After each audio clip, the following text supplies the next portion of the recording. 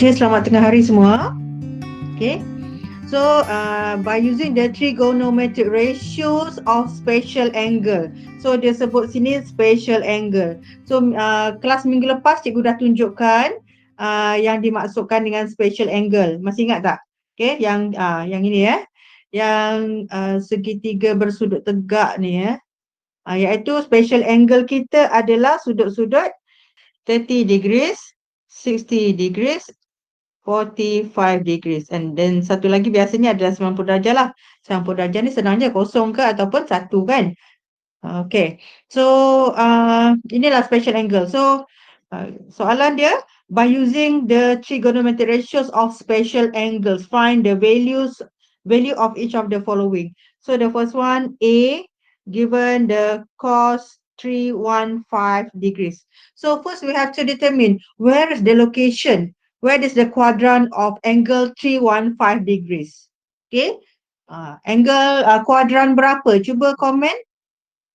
Kuadran berapa tu 315 ni? Okay, komen dekat chat ataupun unmute yourself. Where is the quadrant, where is the angle 315? Okay, 315 ni kuadran 4 kan? Okay. So, kuadran keempat, maknanya dia dari sini sampai pusing ni, okay, 315. So, sini 315 darjah. Okay, so dia berada di kuadran keempat with the reference angle alpha. Berapa alpha dia? Alpha, remember the reference angle ataupun the alpha must read from the x-axis. Okay, so berapakah take alpha dia? 45. Okay, how to determine the alpha, the reference angle? So, kita kena cari 360 tolak dengan 315.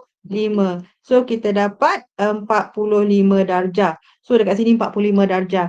Maka dekat sini kita boleh katakan kan cos 315 degrees equals to, and kita tahu cos di kuadran 4 dia adalah positif kan. Cos di kuadran keempat adalah positif. So, kita boleh katakan dekat sini dia sama dengan cos 45 darjah. Okay, so what is the value of cos 45 degrees? Okay, katakanlah kamu tak ingat kan, because the value is not given in the exam. So 45 darjah kamu tahu dia adalah daripada bentuk 4 segi square. Okay, tak cantik pula square dia. Okay, daripada square, okay, kita bahagi 2. Ni tak berapa square lah. Tapi katakanlah dia square betul-betul kan. So ini 45 darjah, sini pun 45 darjah. Sebab dekat sini 90 darjah. Panjang sini sama, 1, 1. Berapa panjang hypotenuse dia? Berapa panjang hypotenuse? Panjang hypotenuse dia adalah square root of 2. Okay, so cos 45 opposite adjacent over the hypotenuse, that is equals to 1 over sec 2. Okay, begitu je. Dia senang kalau kamu faham. Okay, faham ke? Okay, good. Kita teruskan Okay, soalan B, cot 5 over 3 pi. Okay, cikgu pindahkan inilah. Pindahkan ini pergi bawah sini. Okay, sekarang dia nak cot 5 over 3 pi. Dia. So, what is cot? Cot is equals to 1 over tangent. Tangent 5 over 3 pi. Okay. How to read? What is the 5 over 3 pi? Cikgu tukar kepada darjah lah. So, 5 over 3 pi. Okay, cikgu tanya kamu, berapa sudutnya dalam darjah? Tahu tak macam mana nak tukarkan angle from radian into degrees? 5 over 3 pi. So, pi is 180 times 5 divided by 3. So, kita dapat 300. So, this equals to 1 over tangent 300. Tak payah bracket because dia tak ada negative. Tangent 300 degrees. Itu maksud dia. Okay, Alice, thank you. 300 kan? So where is angle 300?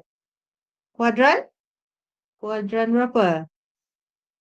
Kuadran 4 juga. Okay, very good. Okay, maknanya dia kuadran 4. Okay, so cikgu buat pusingan Ini dari kosong ikut lawan arah jam sebab dia positif kan. So inilah sudut 300 darjah. And then what is the alpha, the reference angle? So 360 kan. Tolak 300 kita dapat the alpha angle equals to 60 degrees. Betul tak? Okay. So kita dapat alpha dia 60. Okay. So this equals to 1 over tangent 60. Okay. But kamu tengok tangent di kuadran keempat negatif kan. So negative tangent 60. Okay. Kena tambah sendiri negatif tu because of the quadrant 4. Tangent dari quadrant 4 adalah negatif. Okay, so now kita nak cari angle tangent 60. So macam mana? Oh, kalau 60 ni kalau kamu tak ingat kan sebab dia tak diberi dalam exam. Cikgu pun tak ingat. Jadi cikgu buat apa? Cikgu buat satu segitiga. Okay. So katakanlah segitiga ni panjang sisi dia adalah 2, 2, 2 and then kita divide by 2. Divide by 2. Okay, maknanya sudut ni ada kat sini 60, 60. Sini 60 bahagi 2 maka separuh saja ini adalah 30 darjah. Okay, so ini jadi panjang sisi jadi 1, 1 kat sini kita bahagi 2. So dia jadi 1, 1. So apakah panjang yang tegak dia? So yang tegak dia adalah square root of 4 minus 1 square root of 3 ataupun kita sebut sebagai sec 3. Okay, so now kita nak baca tangent 60. So kita tengok sudut 60, tengok tangent. What is tangent? Tangent is opposite over the adjacent, sec 3 over 1. So this equals to 1 over negative sec 3 over 1. Okay, simplify this equals to negative 1 over sec 3. Okay, macam tu je. Okay, faham Kita buat C pula. C second negative 480 degrees. Okay. Second is, tengok huruf ketiga C. Maknanya this equals to 1 over cos. 1 over cos. Okay. Negative 480. Dekat mana? Kuadran berapa? Okay. Negatif. Sudut negatif kita baca ke bawah. Okay, dan sudut dia 480 lebih daripada 360. Jadi memang kamu kena tengok, kena bermain dengan inilah kuadran ni, kena tengok dia, check dia. Okay, paling senang adalah kamu tahu dia adalah lebih daripada 360 kan. Kamu ambil kalkulator, 360 tolak dengan 480 ataupun terbaliklah. 480 tolak 360, 120. So 120 kalau dia positif dia di sukuan kedua tau. Tapi kalau dia negatif di sukuan berapa? Faham ke ni? Siapa faham? Komen sukuan ke berapa? Okey, kuadran. Faham kan betul-betul macam mana nak baca kuadran kalau sudut dia adalah negatif. Okey, tengok cikgu buat pusingan dekat kuadran ya. Okey, dia berapa tadi? Negatif 480 kan? Kita tolak beza dengan 300 tolak 3. Okey, 480 tolak dengan 360 beza dia 120. Okey. So negatif dia lawan. Okey, 120 lebih dia. Maknanya dia pusing satu pusingan, lepas tu dia lebih 120. Okey. So katakan dekat situ. So dia berada di kuadran 3. So where's the alpha? So this is the alpha. Berapa alpha dia ni? Yang tadi adalah negatif 480. Okay. Itu pusingan dia. Berapa alpha ni? So kita kena tahulah beza ni. Kalau di sini adalah berapa ni? 540 kan? 540 tolak dengan 480. Atau ada cara lain tak? 180, kamu dah tahu kan 180 tolak 120 kan? 60. Boleh juga macam tu. Betul tak? 60 beza dia. Okey, so alpha dia 60. Okey, dan dia adalah fungsi cos di sukuan ketiga.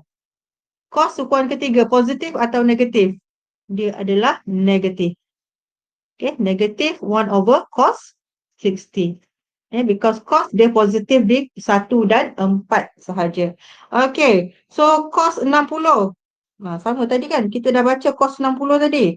So cos 60, so cos 1 over 2. Okay, so this equals to 1 over negative 1 over 2. So this kita selesaikan. Okay, so kita dapat negative 2. Okay. Okay, so skill ni penting untuk menjawab soalan nanti. Ini skill untuk menjawab soalan. Okay, so kita teruskanlah. Tugasan yang ni sepatutnya kamu dah siapkan lah. Yang cikgu minta, cikgu bagi minggu lepas. Dan kamu ada cuti Isnin, Selasa.